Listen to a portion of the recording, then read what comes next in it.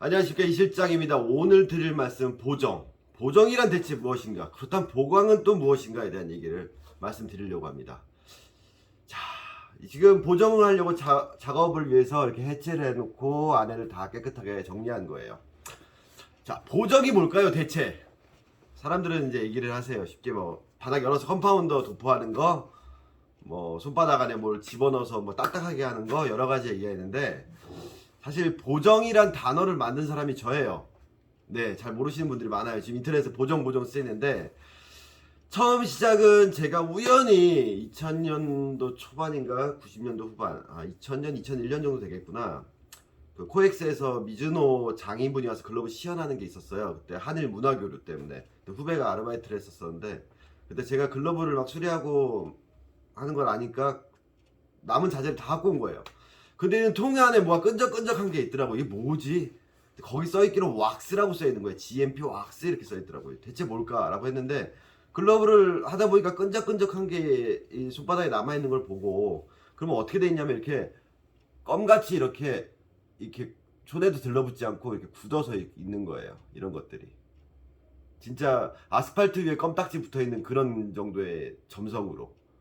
그게 막 이렇게 동글동글하게 돼 있는 것도 있고 떡져서 붙어 있는 것도 있고 덩어리져 있는 것도 있고, 그걸 싹 긁어내고 새로 도포를 해봤을 때 글러브 살아나는 거예요. 우와, 이거 뭐지? 신세계가 열린 거죠. 예. 나중에 글러브 조이리를 하다 보니까 그게 구리스라고 표현도 하기도 하고 컴파운드라고 표현도 하기도 하고, 일단은 그 구리스예요, 구리스. 근데 이제 악교 같은 성분이라고 보시면 되죠. 근데 왜 그게 점성이 있는데 딱 붙지는 않을까요? 본드처럼. 글러브가 조작이 돼야 되기 때문에 이걸 딱 본드로 붙여버리면 안 움직여요. 가죽 두 장이. 그렇죠. 약간 유격이 있으면서 계속 점성이 있는 것처럼. 그러니까 흔히 쓰는 구리스 이제 글러브에 넣는 것들은, 이제 컴파운드라고 하는 것들은 큰 선박이나 이런 큰 기계의 베어링 거기에 들어가는 구리스라고 보시면 돼요. 그래서 점성도 강하고, 다음에 멜팅 돼 있지 않으니까 열이 막 났을 때 그때 이제 비로소 이제 그 윤활 역할을 하는 거죠.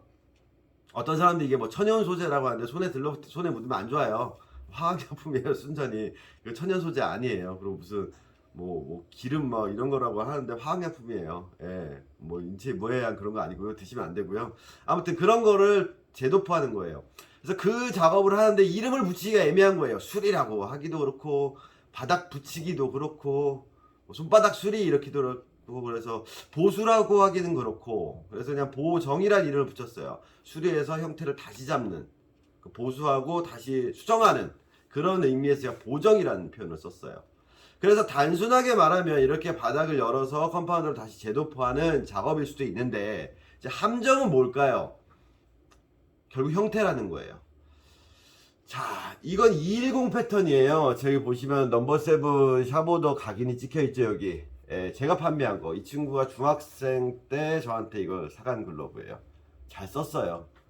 1년이 넘게 다시 또 쓰려고 하고 있어요. 백업용으로. 지금 이거 다음에 썼던 게 오지안 210 패턴. 그건 2번 가공을 했었는데 이건 1번 가공이었거든요. 보시면 알겠지만 손가락 튀어나온 데 없고요. 1년을 넘게 썼음에도 불구하고 매끈이나 매끈 한 번도 안 갈았고, 이게 찢어진 것도 없어요. 튀어나와 있지도 않고요. 공을 잡으면 다 물려요. 네, 다 물려요. 어디가 됐든. 네. 올바르게 제대로 썼는데 왔을 당시에 보면 여기 컴파운드가 이만큼 덩어리져서 뭉쳐 있었고 바닥이 뜨는 거예요. 바닥이 뜨니까 어떻게 힘이 없어요. 그러니까 각이 유지가 안 되고 자꾸 이렇게 뭉그러지는 거죠. 여기가 이렇게 튀어나오듯이 뭉그러지는 거예요. 힘이 없으니까. 각을 계속 만져서 유지해서 이 각으로 물어줘야 되는데 그게 없어지니까 힘이 없어진 거예요. 그래서 이제 보정을 하게 되면, 컴파운드 작업을 하면, 재도포를 하면 이 떨어져 있던 게 들러붙으니까 좀 힘이 생기는 거죠. 그렇다 그래서 이게 처음 같은 그런 효과는 없어요. 그래서 보정의 전제는 뭐냐면 형태예요. 이런 모양을 잘 기들여 놓은 이런 글러브를 가지고 만약 잘못 보정 컴파운드 작업을 할 때 형태를 잘못 잡아서 만약에 정말로 이런 식으로 잡아버리면 어떨까요? 이렇게 넓게 해가지고 넓게 이렇게 판판하게. 대부분 업체에서 그래요. 왜? 보여주는 모습 때문에. 그러면 공이 돌게 돼 버리는 거죠. 왜? 바닥은 딱딱해졌는데 관절이 사라져 버리니까. 글러브를 넣었을 때 손이 이렇게 돼 버리니까 안 잡히게 만들어요. 대부분 보정 작업해온 것들 보면 보정의 효과를 좀 극대화하는 느낌에서 컴파운드 양도 많이 넣지만 인위적으로 이렇게 각을 여기서 이렇게 딱 잡아버린 것들 되게 많이 딱딱딱딱 되면서 바닥은 판판하게. 왜? 애매하게 각을 잡아버리면 울어버리니까 아예 판판하게 하는 거예요. 그래서 저한테 왜 여쭤보세요. 실장님 보정 작업하는 컴파운더 작업 대조파하는데 얼마예요? 뭐 그거 하고 싶은데 저는 드리는 말씀이 그거예요. 형태가 좋으면 보정 작업만 하면 돼요. 즉 컴파운더 작업만 하면 돼요. 근데 보정이라는 거는 사실 축소된 의미는 컴파운드 작업이지만 확대된 의미는 형태를 다시 봐야 되는 거예요. 그렇다면 이런 모양에서 바닥이 뜬다라고 했을 때 막 넓혀가지고 눌러가지고 얘가 들떠서 이런 것들을 그 모양 그대로 붙여주면 차라리 뭉그러진 것보다 더 쓰기 힘들어진 거죠. 제가 옛날에 말씀드렸죠.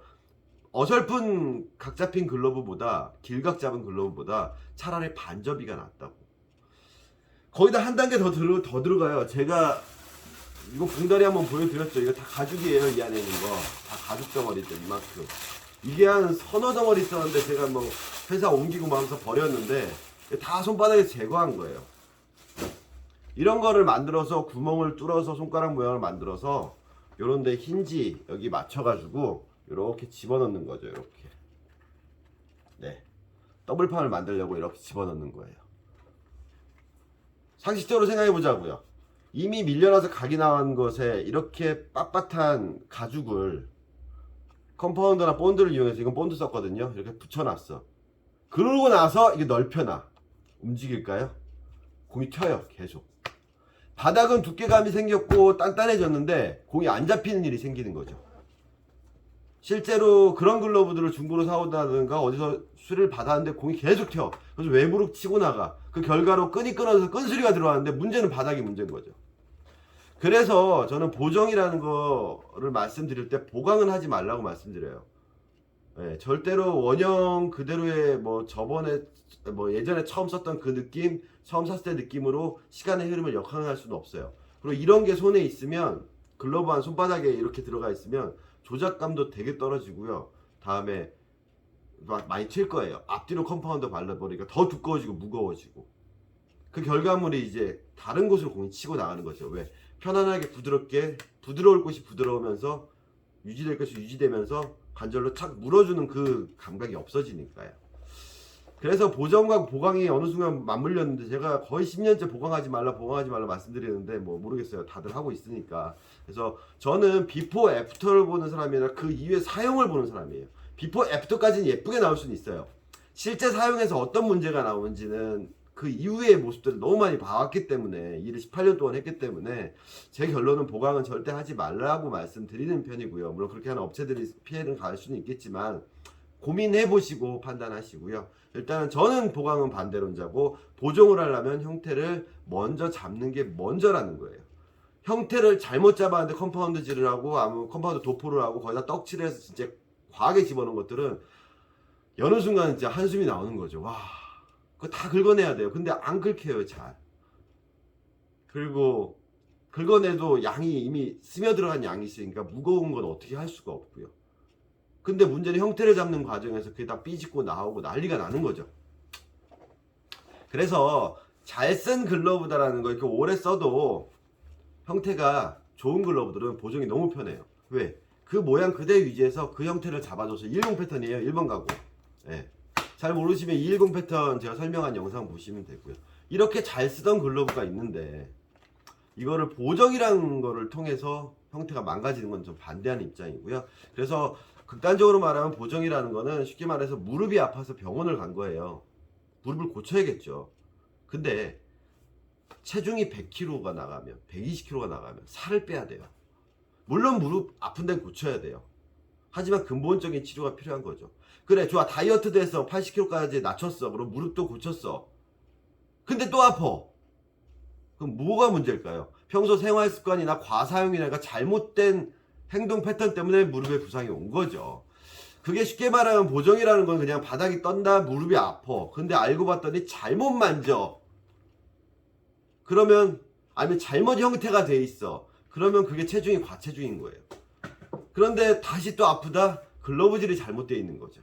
사용법이 잘못, 외부로 받는다라든가. 그 세 개가 맞물려 가는 거예요. 그래서 보정 작업이 단순히 컴파운드만 열어서 붙인다라는 생각은 하지 마시고요. 그거는 보정 작업의 한 과정일 뿐이고요. 가장 중요한 거는 형태를 어떻게 잘 잡아서 그 기존에 사용하던 사람들이 잘 썼다면 잘 쓴 형태를 그대로 유지하면서 만들어주냐, 아니면 잘못 썼다면 잘못된 걸 개선한 다음에 이 컴파운드 작업, 바닥을 붙이는 작업을 하느냐, 이게 제일 중요한 관건이라고 보시면 됩니다. 그래서 이 글러브 같은 경우는 보정을 한다는 건 딴 거 없어요. 긁어내고 새로 덮어서 그대로 밸런스, 그러면 속근 사근 거 같은 거 새 끈으로 갈아준다라든가, 그렇게 하면서 최대한 이 잘 썼던 형태를 유지하게끔 만들어 주는 거라는 거죠. 좀 궁금증이 해결되셨나요? 그래서 보정에 대한 개념 잘 모르시는 분들이 있어서 제가 보정이란 용어를 만든 사람으로서 이 보정의 의미를 설명드렸습니다. 감사합니다.